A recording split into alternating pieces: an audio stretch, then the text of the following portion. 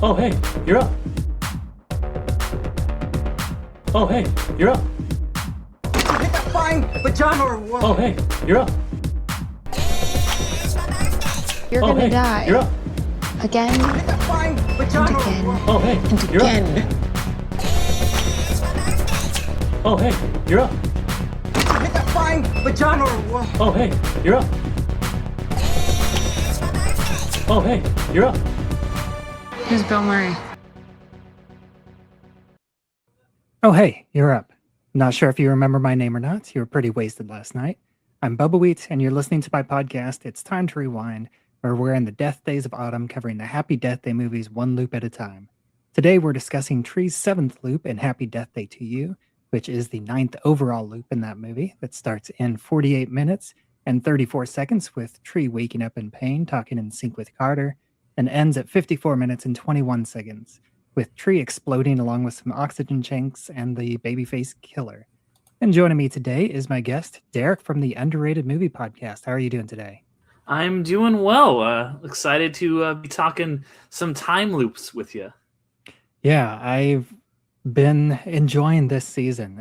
It's been very different and interesting because it's I haven't really talked about this season, but it's incredibly rare for a time loop movie to get a sequel. Yeah, that's a good point. It's kind of I remember when it came out, I was like, huh, how are they going to do this? Because I mean, the only other one that I can think of is I know that there were talks about Edge of Tomorrow getting a sequel, but Right. and instead they I believe are doing a kind of a remake or a readaptation the anime that's Right. All you need is kill. that's yeah, they're calling it by the original novel name.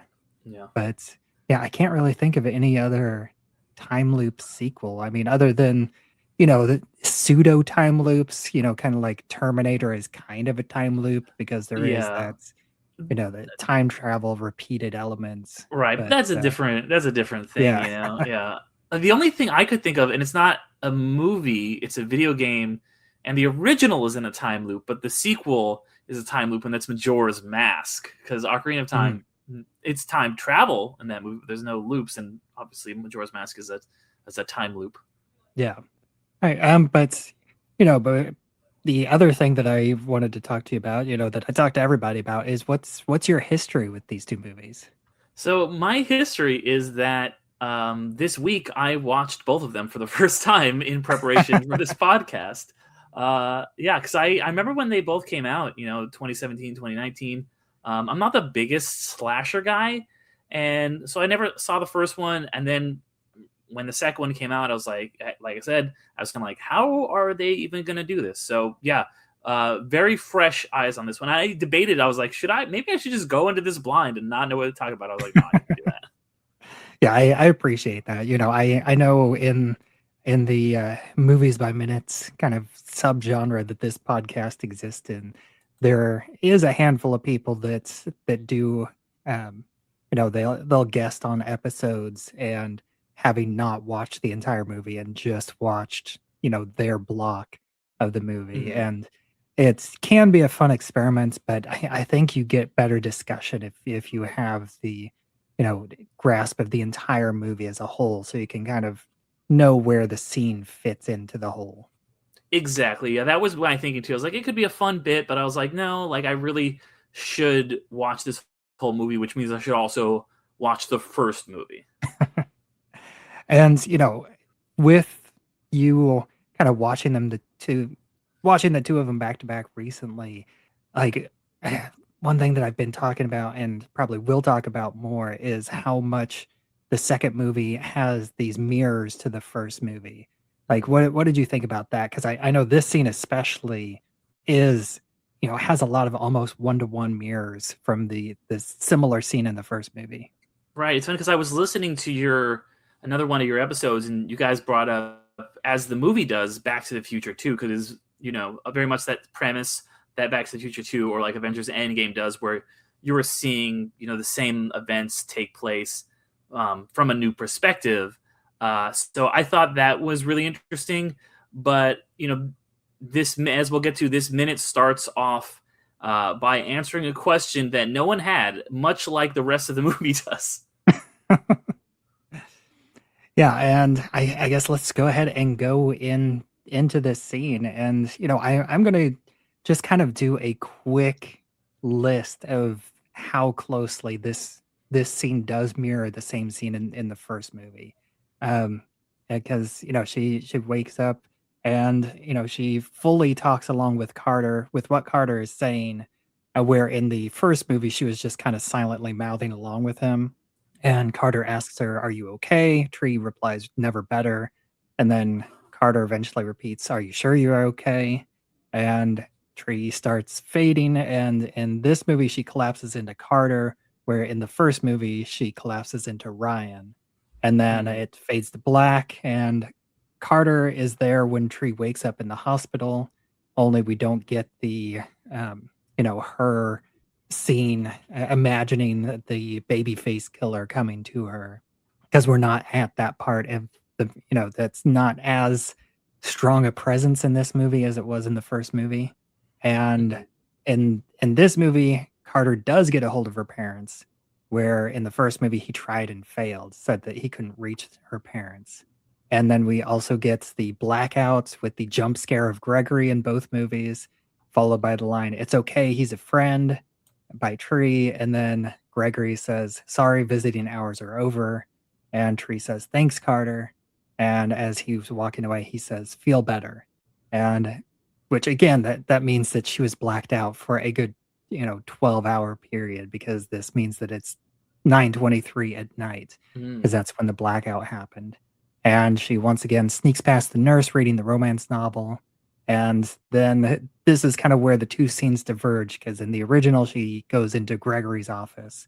And in this one, she goes to to get a gun and then to, find Toombs to try and save Lori. But then they kind of come back together, because in both scenes, she ends up dying in an explosion. And we get the reflected close-up in her eye.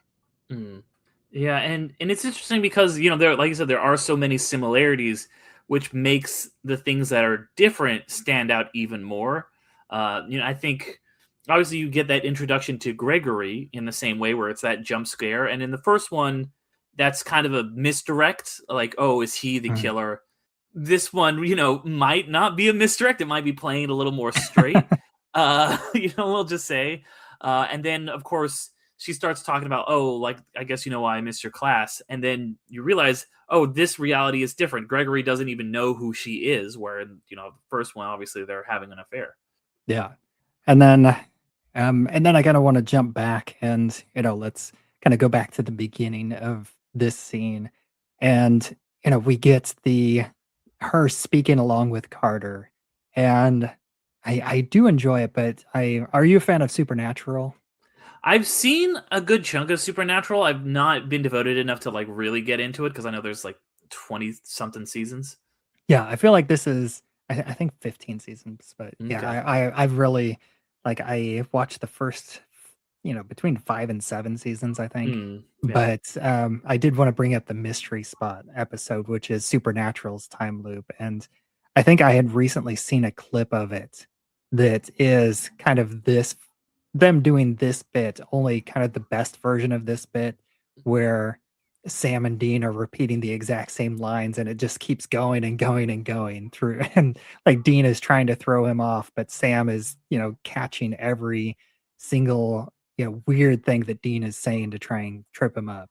Yeah. I do like that trope in a time loop movie. I've recently covered Palm Springs on my show, and there's a bit where Andy Samberg wakes up and he starts, next to his girlfriend, and he starts like saying all the things she's gonna say, and knowing what her responses will be to, like, "Stop copying me, you're freaking me out." Like, he's got all of the beats down, because he's not, because this is what her like about 20 somethings loop, whereas in that movie Andy Samberg has lived through thousands, tens of thousands, who knows how many loops. Yeah, that's one that it's high on my list, but I haven't gotten around to it. Yeah. I've said this, before in previous episodes, but I do kind of like that I'm exploring these time loops in a very slow and dedicated fashion, rather than going out and binging all the various time loop movies all at once. Right, and you can't do all the bangers right up front. You got to space them out a little Mhm. bit. Yeah. And then kind of, I think you hinted at that Tree, that we get an answer to a question that nobody asked, where Tree asks why Carter, like what Carter was looking for underneath the desk. And we get the answer that he is looking for his mouth guard because he grinds his teeth at night, which, Yeah, I yeah, mean, that still doesn't, to me, that doesn't fully explain why he was looking for it first thing in the morning instead of at night before bed. right. It doesn't really make sense, and it's kind of an unnecessary explanation, which, like I hinted at, I is how I feel about this movie, the sequel in general. Honestly, Yeah, and then one last kind of bit that I like is I do like the joke after Ryan comes in and he asks, "Is she dead?" yes, yes, because she's and I like that it kind of she is able to cut off you know uh the uh the doctor when he's saying like, oh, you should be dead by now, and she's like, oh, I've been through this before, I know exactly what he's gonna say. So that whole Yeah, being and dead and thing I comes think back around. I think that that's an interesting, another difference that I Mhm. do like, because I think some of the mirrors, I like most of them, and then there's a few of them that I don't care for as much. But I think that this scene as a whole, I like how much and where it mirrors the first one and where they choose to diverge. I think it's a good choice that in this reality, Tree B is not even in Gregory's class. And so Right, we get yeah. this different interaction between Tree and Gregory because, going back to the first movie, she plays the whole, like sick girlfriend. She plays Mhm. uh, the love interest card and, goes all baby talk and asks him for a soda. But in this one, it's all business. And she kind of cuts him, like you said, she cuts him off. And she's the one that's explaining, "Oh, I should be dead," and you're wondering why.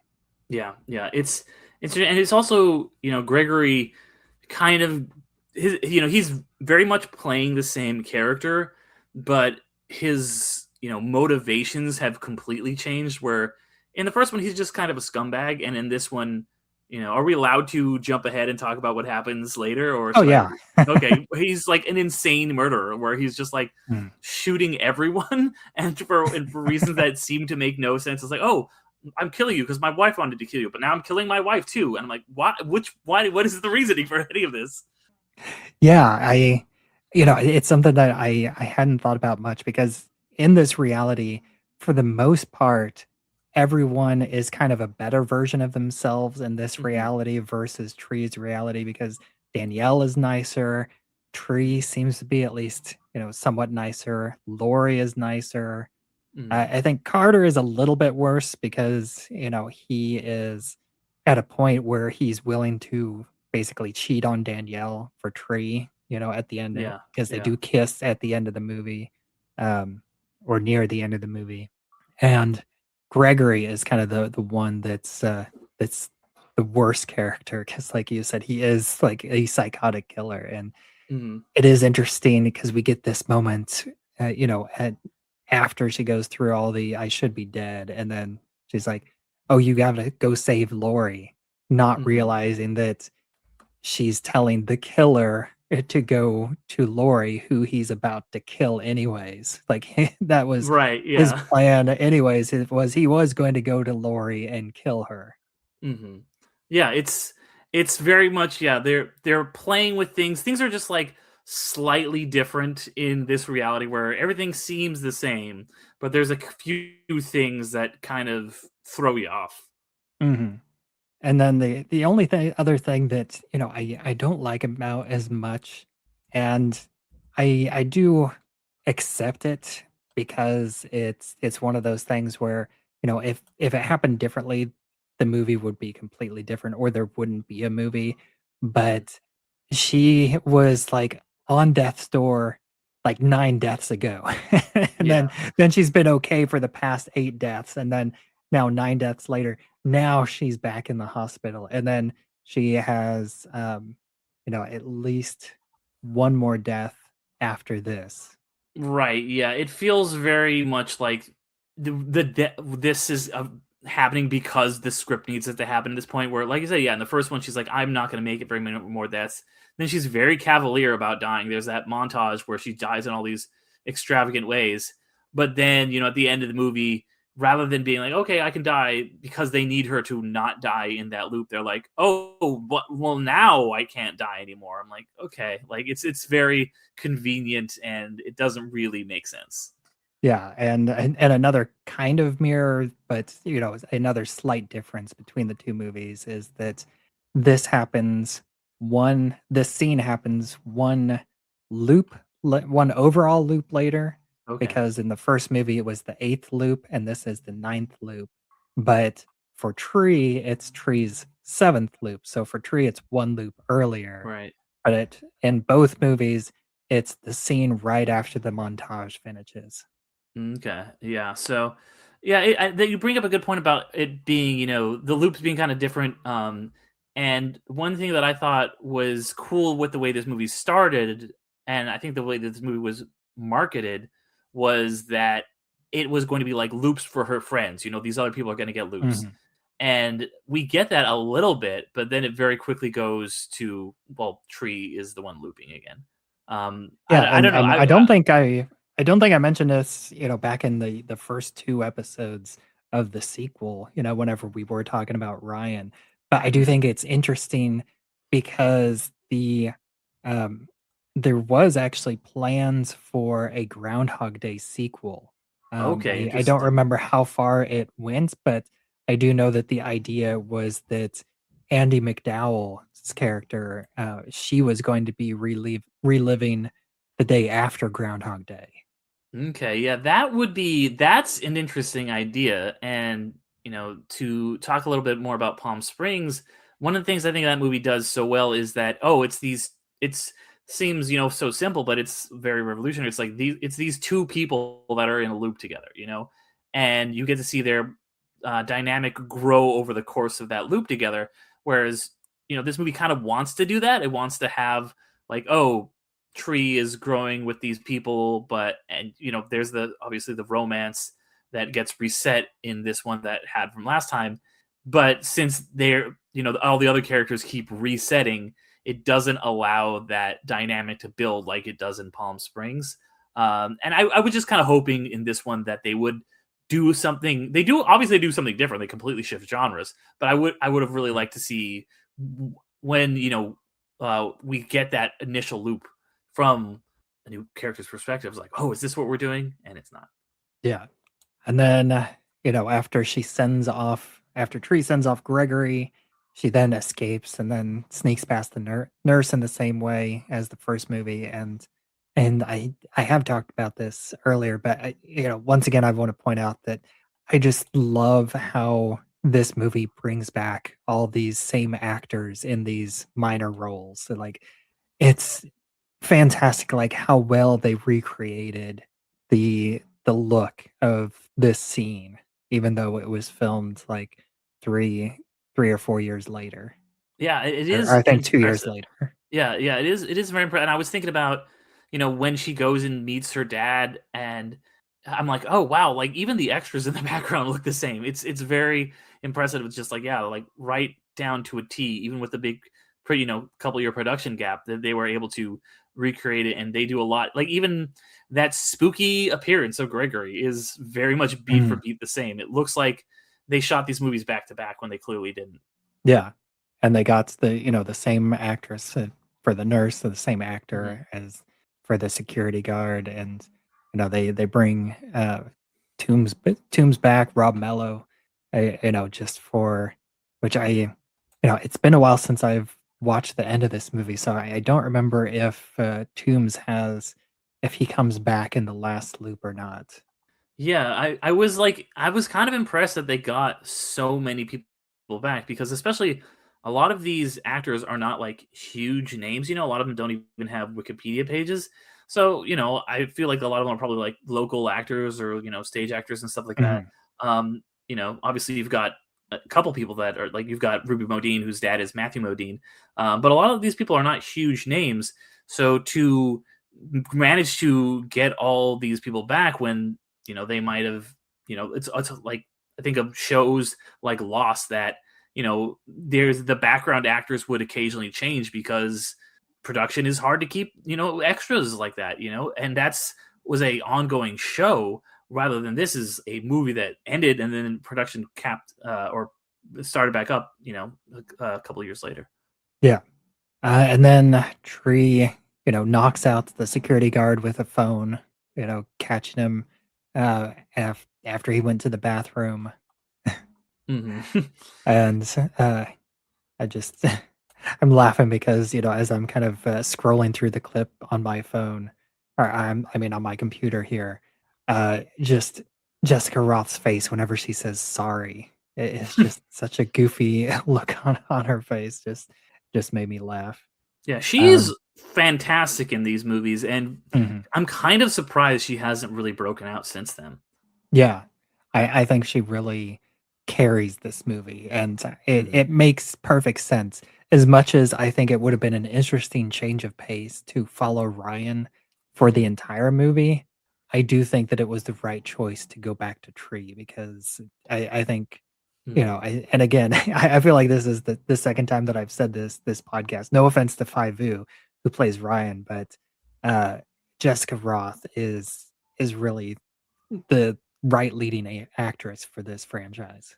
Yeah, I think that I would agree with that. It's interesting because he gets elevated, not completely, but so much in this, where in the last one he's basically just a gag, just like the dumb Mhm. roommate, and in this he's like suddenly responsible for all the loops and is like this insane physicist who's made this crazy device that we learn is the whole reason. How did you feel about that revelation? I mean, it's a tough thing because one of the things that tends to work so well with these type of time loops is that they don't need to be explained. Like we Yeah. don't need to have an explanation as to why Phil Connors was stuck in Groundhog Day. Hmm. The only I think uh the times that it does work is whenever you go like in the full sci-fi spectrum where they're not just trying to make themselves better, but they're trying to find the source of the time loop in order to defeat it. Hmm. If it's if they're trapped through an external force. And this is kind of like right down the middle because there is the external force, but it's kind of weaved into the plot, but she still has to kind of become a better person. At least in the first movie. I don't think we get too much of that in this movie. There's just a little bit about how she has to accept the death of her mother, or she has to Hmm. let go of this almost like false reality with her mother. Hmm. It's kind of confusing, and they don't go into it too deeply. It is kind of surface level. Yeah, it's just it's yeah, like I said, it's very surface level. It doesn't work like something where like you get a little bit of an explanation in Palm Springs, and that's like you said, something for them to overcome. Um, and because you had a whole movie without an explanation, where it's just like this was happening, she died, and it's very like half-ass kind of like explanation where they're like, yeah, this thing it's causing all kinds of problems. Why is it specifically getting her? Why is it only when she dies she's looping? It's and it just happens to be on the day she's gonna die. Like it's very hand wavy, and if you're gonna explain it, or just leave it interesting and up to the imagination. I didn't love that they kind of ruined that, the mystery. It's like the leftovers. Mhm. Let the mystery be. Yeah. And then, we get Tree roaming the empty hospital halls with the gun, and we get almost like a slightly detective Tree, almost like uh, action hero Tree as she finds the blood trail, follows it into the operating room, or at least what I assume is either the operating room or the recovery room. Um, and we get the reveal of Lori, who has died. And once again, she died in the same way that she died in the first one, in terms of like she was stabbed in the center of the chest and she has blood trailing out of her mouth, which Hmm. the first time she died, she was standing up, she was with Tree trying to escape. And then she kind of turns around and reveals. And in this one, she's laying down, but the wounds are the same as they were earlier in the movie. Yeah, and this whole, this loop, but this sequence especially, I think feels the most like the tone of Happy Death Day 1, where, Mhm. and I know you've alluded this on other episodes, but they really do a genre shift where, Yeah. and we've talked about why, because they have a sci-fi explanation for this, but it's almost like Megan to Megan 2, where those movies went from, or that movie went from being a horror film, a horror slasher kind of movie to like a full-blown action sci-fi movie. And this does a lot of that too. Like this goes from being, this is a slasher film, to being a really sci-fi focused movie. But it's nice that this scene in particular feels like, oh, okay, we are going back to that thing. You're seeing the trail of blood, you're seeing the person dead on the floor, there's this the masked killers, there's the two of them. It's still mysterious who the second one is at this point in the movie, because, well, we know it's not the killer from the first one, we know it's not Toombs because there's a second killer. So who like set Toombs loose now this time? It's giving us some of that, the same stuff that worked really well in that first movie here. Yeah, even though I do think that this scene especially, it feels more like slightly more action movie than it does horror. Because I don't feel like there's a sense of a jump scare, because we are focused on Tree in this moment, and she is in control. Like I think she's moved past being a final girl, where in the first movie she was she kind of evolved into the final girl. She like Mhm. started out as being the first death, to being the final girl, and that really worked well for that movie. But she couldn't go back to being the first kill in this movie. So she is kind of moved beyond final girl into action hero. Go ahead. So yeah, that's something that happens, I think, in a lot of these sequels to kind of these slasher type movies. You see it with, in a couple James Cameron sequels. You see it in Aliens. When Linda Hamilton becomes, she goes from being just kind of a 80s final girl, damsel, to being just like this insane shredded warrior. And you also see it in like Aliens, when Ellen Ripley is basically the final girl in that one, and then she's like going off from Space Marines and stuff in the sequel. Mhm. Yeah, and in this one, she sees Tombs in the big concave mirror on the ceiling, and she gets the jump on him again, which going back to the first movie, it's funny because every time the killer is Tombs, Tree gets the jump on him. Like the Mm, only time that the the babyface killer gets the jump on her is when it's Lori. interesting. Yeah, I didn't even think about that, but yeah, that's very true, because he's obviously the fake antagonist. I mean, he's Mhm. still someone to her to defeat, but she always does, and then it's like, oh no, that was just the fake out here. Here now you got to go against the real killer. Yeah. And then, she again, like she feels like she's going into her Batman mode, like, who are you working for? Well, I was really wondering if the movie was going to do something really interesting here, because we obviously had the two Ryans earlier, and Mhm. this is a reality where, oh, my roommate who wanted to kill me is now, Lori is now nice, and now she's the one having the affair. So I was like, wait, does that mean in this world, maybe there's another version of Tree out there? Like she just came into this universe like Ryan did. We got two Ryans, and maybe Tree. You've got the evil Tree in this universe, and that's when I was hoping here.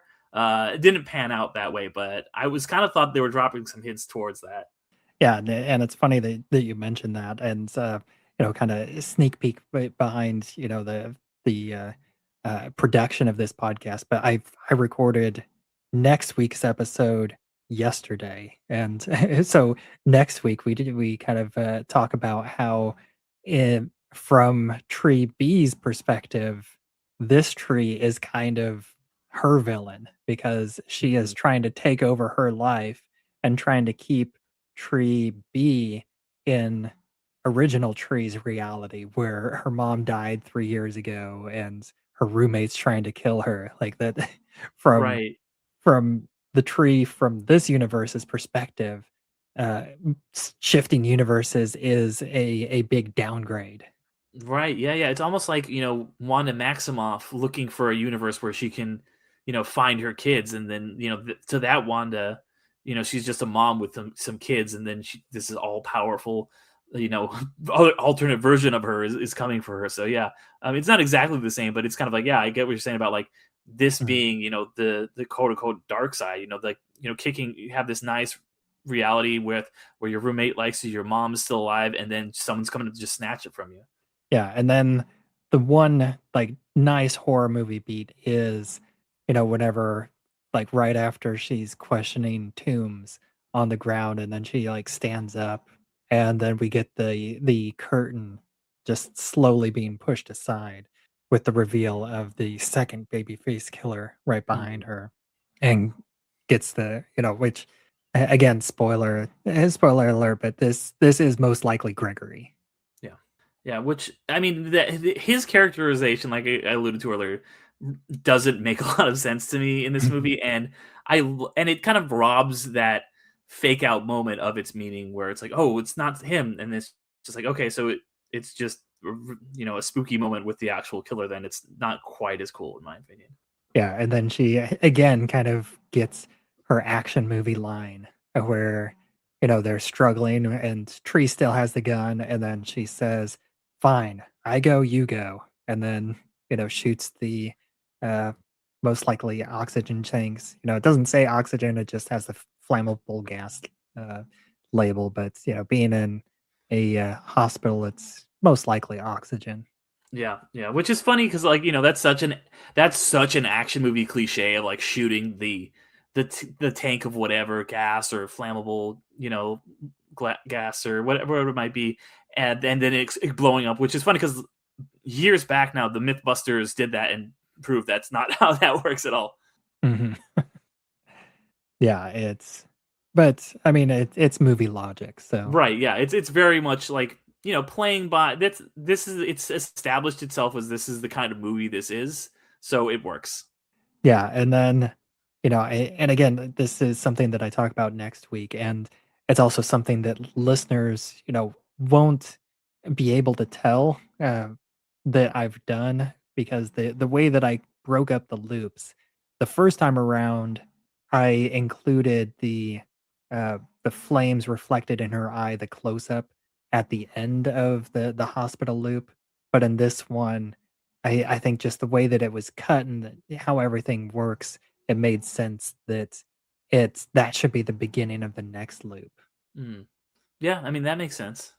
So if anybody just happens to be following along with the time codes that I give at the beginning of every episode, they'll that's about the only other way that somebody could notice that's I cut right before the zoom in on the eye, Yeah, because which I the transitions between her dying and waking up are always pretty interesting, I think.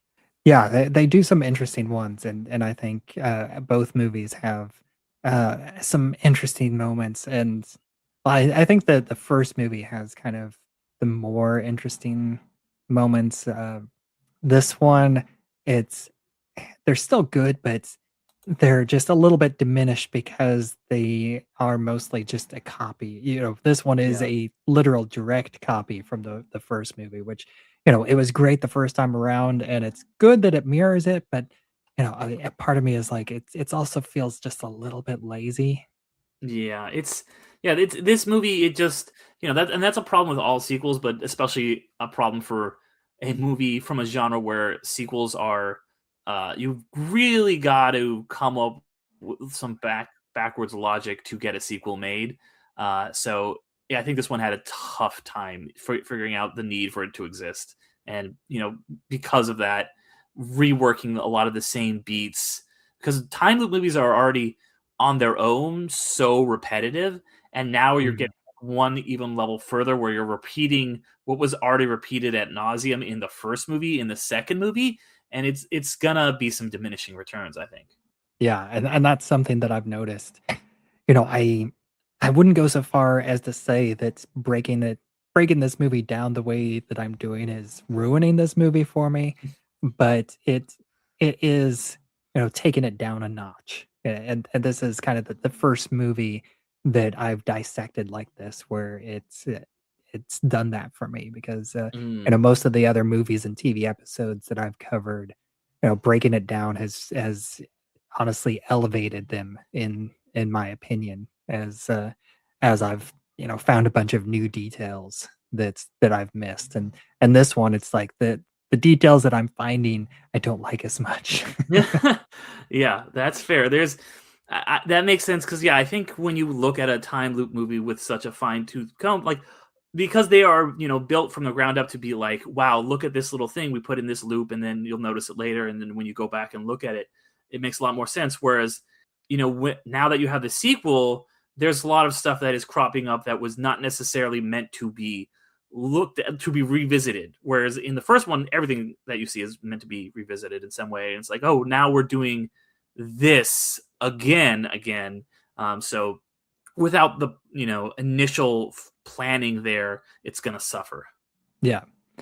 And then that's the end of this loop. And the other thing that's interesting is that this, where it diverged, this one just has like not even it feels like just a minute, after Tree sneaks past the nurse's office, and then we just get her going through the halls, and then her confrontation with Toombs and the seconds and Gregory. I'll just say that happened so quickly.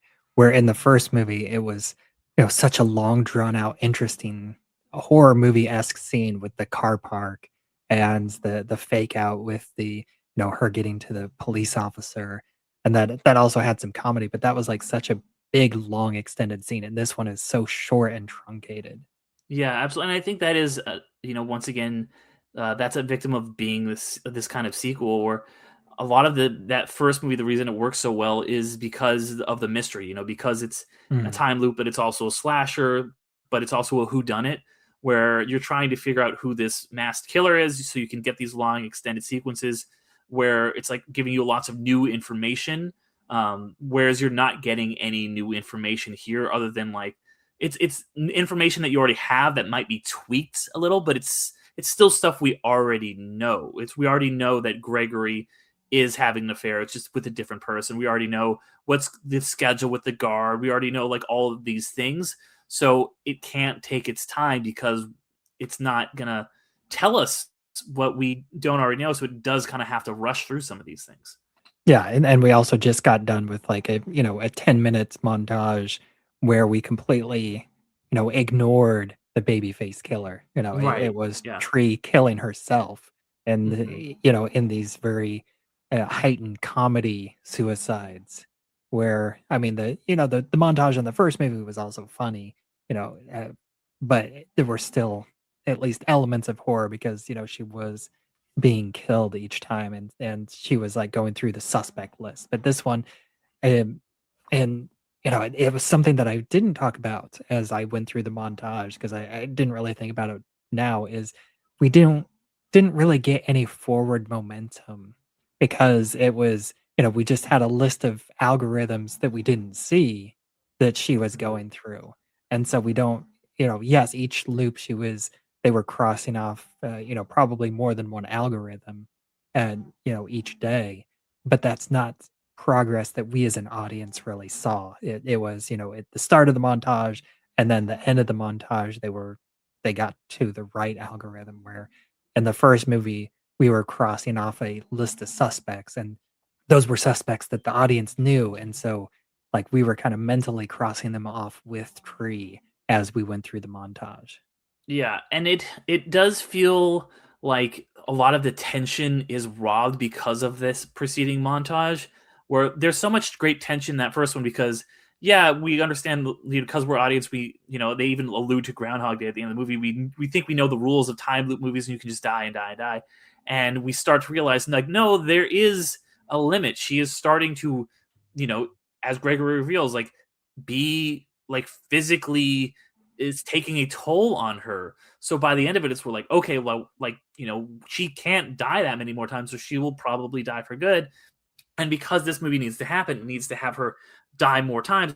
It needs to have that fun montage, and it needs to ignore the fact that she's already almost dead from the last one. It resets it without giving a real good explanation. And so I feel like it's, oh, well, fine, she was about to die, but it didn't actually matter. So I don't care anymore that she keeps dying because she was being very cavalier about it. And until they decide, no, like we alluded to earlier, no, we actually still do care about that. It's cheating a little bit. Yeah. But then, that's all I have to say about this loop. Do you have anything else to say about this loop or about these movies? Yeah, I mean, I would say, that's all I really have to say about this loop. As I kind of alluded to, this, like I said, this is my first watch. I had a good time with the first one. It wasn't like my favorite movie by any stretch of the imagination, but it was a unique, fun take on a slasher film. Whereas this just kind of feels like a movie that I'm like, I don't know that this thing needed to exist. And it kind of irked me a little bit watching this one. And it feels like even this one tries to set up a third one in a really bad post-credit scene. And I'm like, I don't think anybody was here for that. Yeah, I know that they've, there's been talks of a third movie. I know the director wants to make it the director and then writer director of this one. So that kind of does give me pause, especially, whenever I first watched the two movies, I was on board. I loved both movies right away. It's not until kind of digging into them more that the second one is kind of diminishing. But I'm not sure if if Christopher Landon could nail a third movie in this franchise. But regardless, I don't think that he would take it in the direction that this movie implies. I don't, unless again it's that fake out where Danielle kicks off the first two loops and then they switch back to Tree in some weird, some other fake out twist, going into a third genre. Like, they said there's six maybe it's going to be they can make 6 movies. No, they go. It becomes a Western for some reason, right? Because that's what you did. Back to the Future 2. You see it from the other angle. Back to the Future 3 is a Western. So there we go. They've got the template established. Exactly. But and then one last question that I have for you that I've been asking everybody. Since this does take place again on Tree's birthday on September the 18th. I've been asking people, do you have any birthday traditions that you follow? Oh, it's a good. Yeah, no, I mean, I usually like to go to get lunch at my favorite spot. That's kind of a thing. I don't do it every birthday, but if there's like a local cafe or just a sandwich place or something, I'll usually just go grab something there for lunch, and then whatever other celebrations will happen during the night. But yeah, that's the one thing I think I have pretty consistently. Nice. All right. And thank you so much for joining me. And why don't you take a moment and let people know where else you can be found online? Yeah, thank you. So you can find my stuff however you're listening to this. If you look up Underrated Movie Podcasts, you'll find my podcast, as the name would imply. That's where I talk about underrated and underappreciated films. If you like time loop movies, definitely listen to my episode that came out. It was the last episode of 2025 that came out where I talked about Palm Springs with my friend Austin Olivia Kendrick. You can also find all that information just by going to underratedmoviepodcast.com or Underrated Movie Podcast on any of the socials. And for my Patreon, I'm actually doing right now a movies by minutes, but by 15 minutes of Amadeus. So I'm looking at Amadeus in 15-minute chunks. So if there's fans of Amadeus and who like the movies by minutes format, come check that out. And as always, I'm Bubbawheat, and you can find me on all social media where I'm at Bubbawheat. Threads is the best place to find me these days. That's where I actually post the most often, but I still have a presence on most of the other social media networks. And we also have a Facebook page. It's Time to Rewind, a time loop group, and you can join that to discuss episodes as they come out or have any sort of time related discussions or meme sharing. It's all welcome there. And if you like this show, we'd really appreciate it if you give it a 5-star rating and a review on whatever podcatcher you're listening to. Especially the review, if your podcatcher allows reviews. I know some of them still have that feature where a lot of the other ones just have the star rating. But I'd really appreciate it if you do that for us. Let me know that you're listening and you enjoy what you're listening to. So until next time.